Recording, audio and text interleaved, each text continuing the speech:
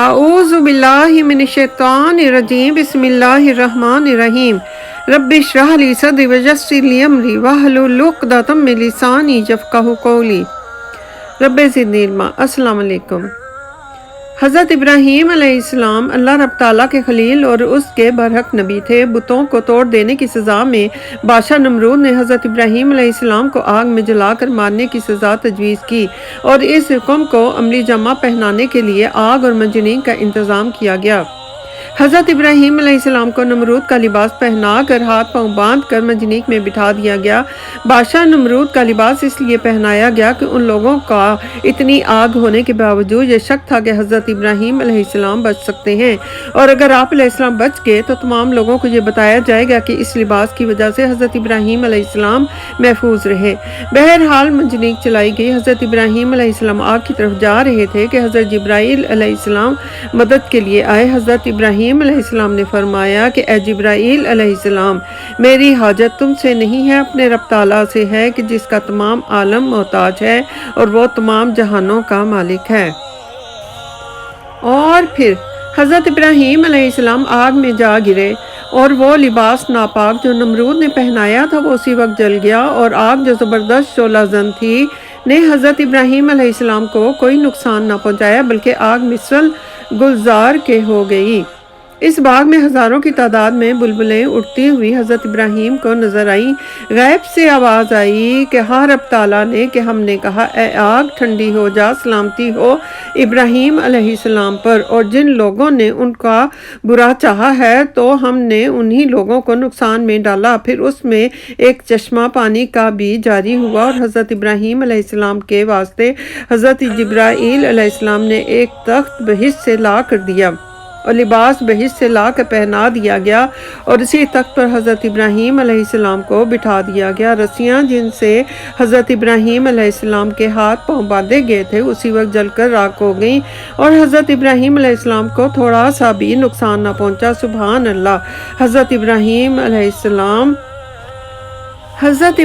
علیہ السلام حیران ہو کر دیکھ رہے تھے کہ حضرت جبرائیل علیہ السلام نے فرمایا کہ ایسا مشکل وقت تھا کہ لوگ مشکل وقت اور پریشانی میں کیا کچھ کر جاتے ہیں، مگر تم بفضل خدا ثابت قدم رہے۔ آپ علیہ السلام کا صبر بھی عجیب صبر رہا کہ ایسے اہم مقام میں آپ علیہ السلام نے سوائے خداوند کریم کے کسی سے بھی کوئی حاجت نہ کی اور نہ مدد مانگی اور نہ اس کے متعلق کسی سے کچھ کہا۔ اسی لیے یہ معجزہ اور رحمت اللہ رب تعالیٰ نے آپ علیہ السلام کو بخشی تھی۔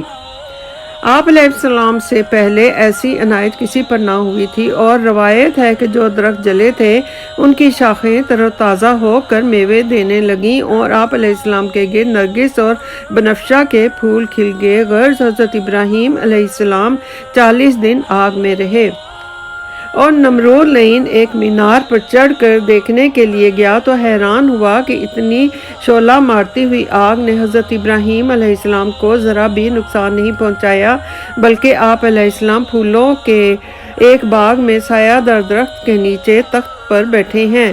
مردود لگا افسوس کرنے کہ میری محنت برباد ہوئی، اور غصے سے حضرت ابراہیم علیہ السلام کی طرف پتھر پھینکنے لگا، اور بحکم خدا وہ پتھر جو نمرود مردود حضرت ابراہیم علیہ السلام کو مارنے کے واسطے پھینک رہا تھا وہ ہوا پر معلق ہو گئے، اور ایک گہرے بادل نے آپ علیہ السلام پر سایہ بھی کر دیا، اور اس بادل سے اتنا پانی برسا کہ آتش نمرود بالکل بجھ گئی، اور نمرود کا وزیر حامان اس بلند مینارے پر چڑھ کر بآواز بلند کہنے لگا کہ اے ابراہیم، سچا ہے تمہارا رب کہ ایسی آگ سے تمہیں نجات بخشی اور تمام عالم میں بزرگ آیا۔ نمرود نے کہا کہ اے ابراہیم علیہ السلام، تیرا خدا بڑا بزرگ ہے کہ اس نے شدید شعلہ مارتی ہوئی آگ سے تمہیں محفوظ رکھا۔ اور یہ کہتا ہوا نمرود مردود اپنے گھر کو چلا گیا۔ نمرود بہت ہی فکر مند رہتا اور دل میں سوچتا کہ میں ابراہیم علیہ السلام پر ایمان لے آتا ہوں۔ در حقیقت حضرت ابراہیم علیہ السلام سچے نبی اور رسول معلوم ہوتے ہیں، مگر ڈرتا تھا کہ اگر میں ایمان لے آیا تو میری بادشاہی برباد ہو جائے گی اور پوری قوم میری دشمن ہو جائے گی۔ ابھی وہ اسی فکر میں تھا کہ اس کے وزیر حامان نے کہا کہ بادشاہ سلامت ابراہیم علیہ السلام کو یہ مرتبہ آتش پرستی کی وجہ سے ملا ہے، گویا اس کے مطابق مطابق حضرت ابراہیم علیہ السلام نعوذ باللہ آتش پرست ہوئے۔ وزیر حامان ملعون ابھی یہ باتیں کر ہی رہا تھا کہ کہیں سے ذرا سی آگ اڑ کر اس کی آنکھ میں چلی گئی اور اس مردود کی آنکھ جل گئی، اور وہ اس آنکھ کی تکلیف کی وجہ سے سخت پریشان ہوا اور اس کی آنکھ کی روشنی بالکل ختم ہو گئی۔ نمرود کی بیٹی بالا خانے پر سے حضرت ابراہیم علیہ السلام کو دیکھ رہی تھی۔ ابراہیم علیہ السلام ایسی حشمت اور رونق کے ساتھ آگ میں تخت پر بیٹھے ہوئے ہیں اور ان کے تخت کے چاروں طرف پھول کھلے ہوئے ہیں، اور جو پتھر کافر حضرت ابراہیم علیہ السلام کی طرف پھینکتے تھے اور تمام پتھر حضرت ابراہیم علیہ السلام کے سر پر بادلوں کی طرح معلق ہو جاتے تھے، اور حضرت ابراہیم علیہ السلام اپنے رب کا بلند آواز سے نام لے رہے ہیں۔ نمرود نے بیٹی سے پوچھا کہ تم نے وزیر حامان کو بھی دیکھا؟ یہ بات سن کر اس نے حامان ملعون کی طرف نظر کی، دیکھا کہ وہ خاک میں پڑا اپنی آنکھ کی تکلیف کی وجہ سے تڑپ رہا ہے۔ پھر نمرود نے پوچھا کہ تم نے حضرت ابراہیم علیہ السلام کو دیکھا؟ وہ بولی کہ ہاں، میں نے ابراہیم علیہ السلام کو دیکھا اور میں حیران رہ گئی یہ سب کچھ دیکھ کر، اور کہا کہ اے میرے ابا جان، آپ کیوں چپ کے بیٹھے ہوئے ہیں؟ کیوں نہیں کہتے کہ حضرت ابراہیم علیہ السلام کا خدا برحق ہے؟ تب نمرود نے اپنی بیٹی کو جھڑک دیا اور کہا کہ چپ رہ، اور خود اپنے وزیر حامان ملعون کی طرف چلا گیا۔ اس کے بعد نمرود کی بیٹی حضرت ابراہیم علیہ السلام کے پاس آئی اور بولی کہ اے ابراہیم علیہ السلام، میں تجھ پر اور تیرے رب پر ایمان لاتی ہوں، اور پڑھا کلمہ لا الہ الا اللہ ابراہیم خلیل اللہ۔